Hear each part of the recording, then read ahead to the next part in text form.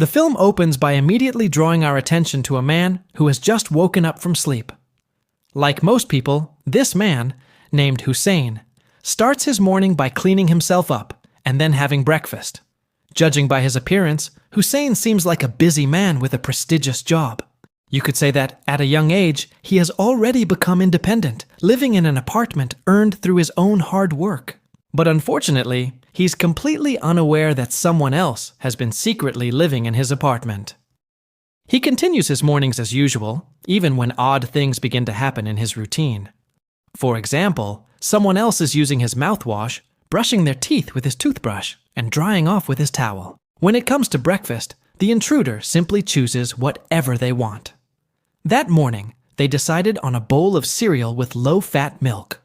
With that kind of freedom, the intruder spends their time leisurely, eventually falling asleep again on Hussein's bed.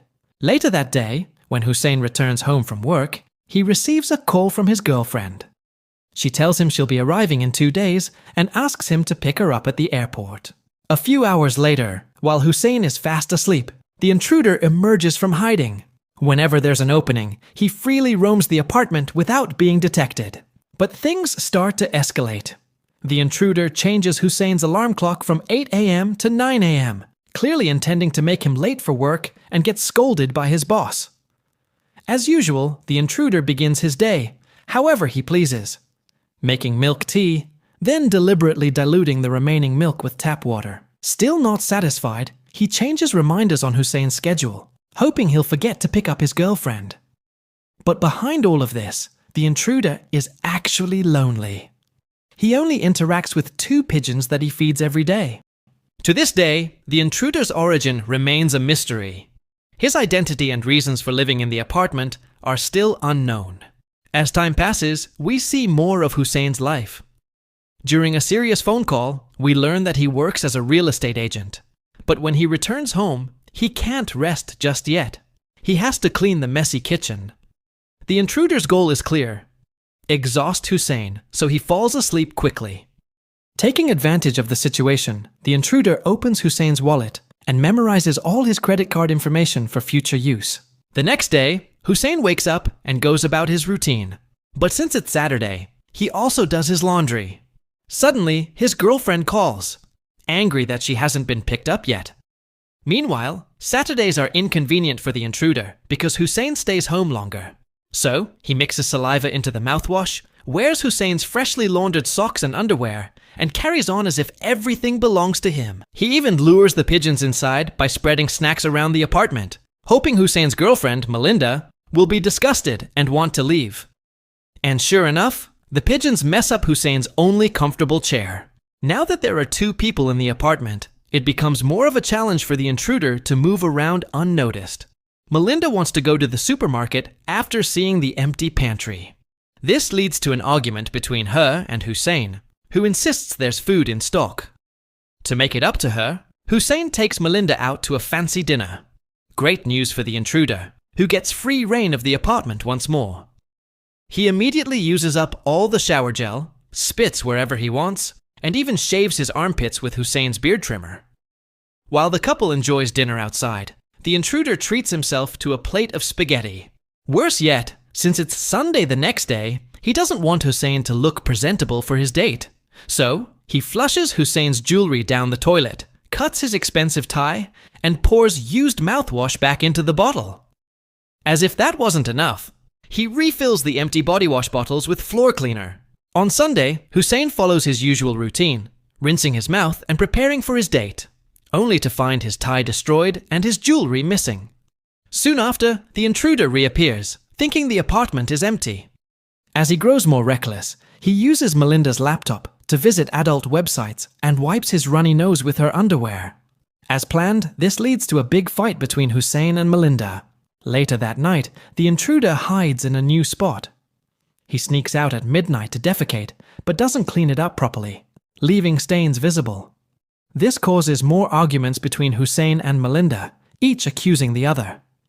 Eventually, they break up, unable to find any resolution. To the intruder, this is a huge win. He's long awaited this moment. He resumes his petty acts by placing nail clippings under Hussein's pillow, tossing his cutlery into the toilet, urinating on them, then putting them back in the kitchen drawer without an ounce of guilt. Hussein, unaware of any of this, soon begins feeling itchy all over his body, unaware he's been bathing with floor cleaner. To make matters worse, he stirs his medicine with one of the contaminated spoons and sleeps with the stench of nail clippings under his pillow, assuming they're Melinda's. The next morning, the intruder mixes earwax into Hussein's vitamins, adds mucus into the mouthwash, and uses his toothbrush to clean his ears. That night, Hussein falls ill with a fever and wakes up to take medicine. The intruder, startled, quickly hides on top of the wardrobe. Luckily for him, Hussein is too weak to notice. Once Hussein falls asleep again, the intruder deletes his meeting schedule and throws out the toilet paper. Hussein's condition worsens, and he calls in sick the next day. His life spirals further out of control when 2 deliverymen drop off a freezer, something Hussein never ordered. Clearly, the intruder used his credit to buy it, though his motive remains unclear.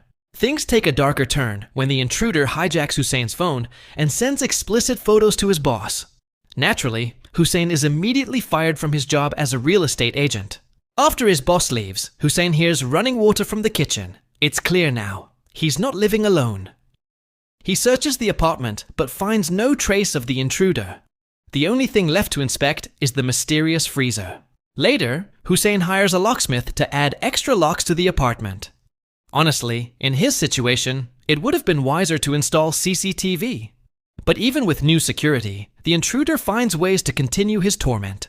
Always one step ahead. By now, Hussein can't stand the constant itching and is losing all motivation. His apartment becomes filthy, and he lives off cheap frozen food like pizza. With no job, he spends his days in solitude. Until one day, Hussein finally discovers the intruder hiding under his bed. A huge confrontation breaks out. The intruder unloads years of rage, calling Hussein the real villain. It's revealed that Hussein once scammed him in a real estate deal, which forced the intruder and his pregnant wife into homelessness. Eventually, his wife left him. That's why he spent all this time making Hussein feel the pain of losing a partner, a job, and his health. But now, the intruder wants to change. He starts cleaning the apartment and decides to turn over a new leaf, find a job, and search for his wife and child. In the final scene, it's revealed that Hussein isn't dead. He's locked inside the freezer. Sitting atop the freezer are the 2 pigeons the intruder had been feeding all along. Symbolically, the birds represent the wife and child he failed to care for. Now, they no longer eat outside. They feed atop their oppressor. And that's how the film ends. So what do you think? Do you agree with what the intruder did? Or do you feel sorry for Hussein? Let us know in the comments. Don't forget to subscribe so you won't miss our next video. Thanks for watching.